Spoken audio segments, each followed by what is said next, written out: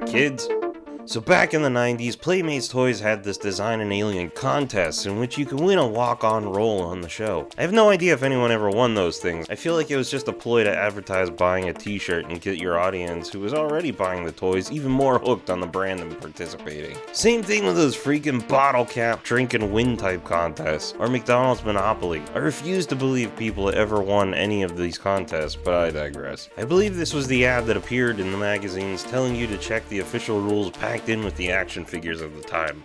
Not to be crude, but I have some concerns about the shape of this alien's head. Moving on! Here we have the packed in rules in the entry form, and the place to draw your alien with his description. Since my picture's a little wonky, I took the elements from the image and made my own, kinda stretching things out into place. Full disclosure, though I do enjoy the Next Generation era and the shows that came out of it, I mainly grew up on the original series movies, and therefore the original series feels more like the real Star Trek to me. To start off, I'm going to add a tiny TOS figure and shuttlecraft into the image for scale, and I don't want you nerds blasting me for it. I know it's a DS9 contest, but I generally prefer the originals of most things. Apparently, I had already started trying to come up with an interesting design for an alien a few weeks ago, so I initially went back to trying to rework that creature. In the end, I wasn't feeling the design. All I know at this point is that I'm a big fan of big aliens. Look, I know that Star Trek is renowned for using bipedal humanoid shapes for their base, but I thought I should take the opportunity to make something a little more memorable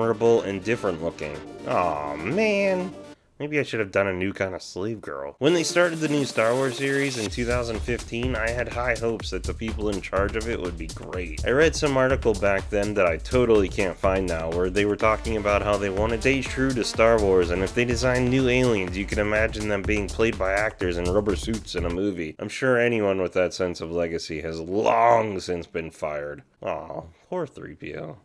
Wait, he got shot in Empire. God, these comics are bad. They just keep reusing things they've already seen in the movies, but in ways that make them less unique to the actual movies. That should have been a big sign. Never mind. That's potentially a whole other video criticizing everything I've seen Disney do wrong with Star Wars in the past 10 years, when I don't even follow it as closely as I used to. Does anyone even care about Star Wars anymore? More to the point, does anyone care about Star Trek? You do! Otherwise, why would you be watching this video? Pacific Rim, the good one. I had heard had the same idea for their monsters when it came to the design aesthetic. Brilliant! So I wanted to approach this drawing from a similar place. Abandoning my initial sketches that were weak or started to look like a Nikto from Jabba's Palace, I was starting from zero again and started making lines on paper, computer, trying to find interesting shapes, but ultimately that becomes frustrating and very often I will resort to making small thumbnail silhouettes. This is especially helpful when trying to come up with new spaceships, one of the hardest things I end up having to draw. So anyway, I started doing silhouettes based on the idea that there would be a suit performer inside. In the grand tradition of Jabba the Hutt as just one example. I even went so far as to doodle a guy in to make sure it would work. Then I could extend the proportions. Once the creature is designed, we'll then use special effects tricks, either through compositing separate shots or using forced perspective to make our creature even more massive looking in the actual show or movie. Then we'll film him from an angle similar to the behemoth in the movie The Mist. For a minute I was worried I was actually ripping off that Emperor Sea Strider from that fake documentary on Discovery Channel however many years back. You guys ever hear of it? It had some cool designs. That thing is still pretty cool looking. I think we're safe though. I believe I said in the Rethinking Character Design Star Wars High Republic video that when you're creating new creatures or characters, you're constantly asking yourself questions. Link in the description below. What is this environment? Is this an asteroid? Is this rock hot? Is there oxygen? Would it have eyes? The alien, not the rock. Does the tidal gravity from these other planets or moons have an effect on the gravity of this planet? Would that cause creatures to grow bigger? Does it honk like a boat barge? Make sure you really consider the pelvis and shoulder blades of your creature as well while you're working, lest your animal anatomy teacher in college, who has a worrisome affinity for horses, will berate you.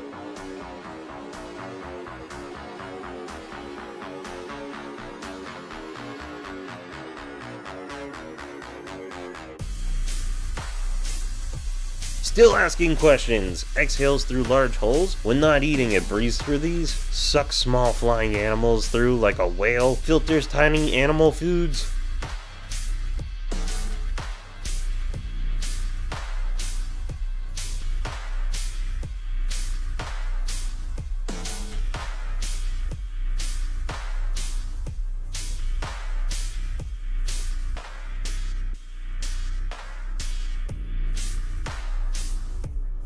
Let's check in on our suit actor and make sure he's doing alright. I'm sure it's getting hot, so let's blow a little cool air in there. There wasn't time to unmask. Cool air was blown in. Okay, I think I'll survive for a while. The purple is a completely random choice for color. In hindsight, maybe it was the wrong decision because now it just makes me think of aliens from the Halo games.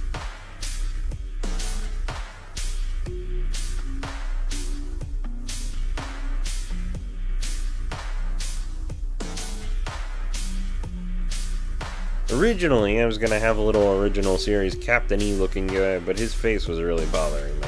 Also, I'm a big fan of the environment suit, so I went with that in the end. This is the hastily drawn Shuttlecraft 1 of the starship. Can anyone read me? Emergency! Emergency!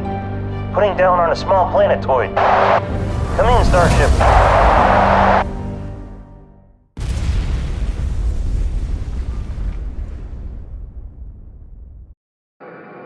I'm getting a reading.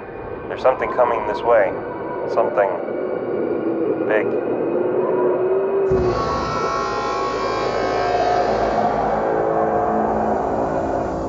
There are some blue dots I threw in there to try to represent a kind of swarm of small creatures. I decided to add a little circle panel to show them in some detail as like a kind of flying shrimp. This small planetoid has some kind of atmosphere that's poisonous to humans that enables vertebrates, or invertebrates supported by some kind of system of inflated bladders, to exist there. Given the chance of actually winning a prize, I might actually sit here and fully flesh out the details of this world it lives on, and the natural biological habits of the creature. But I really have to get back to work on my cartoony sci-fi comic book. Also, my advice is to stay away from contests like these entirely. You're basically giving a company free ideas to do with whatever they want, and they'll give you nothing in return. Exposure is not compensation, kids! If I could just warp around the sun and go back in time to compete with those 90s kids, I'd kick some That's it. So much for me doing a quick little upload with minimal effort. Do you like this video? Let me know what you guys think in the comments. Share and subscribe then, why not? If you want to check out snippets from my own cartoony sci-fi comic series, Smacked in the Head the Animated Series, hopefully crowdfunding soon, there's a link in the description below. As always, thanks for watching. I'll see you next time. Thanks. Bye.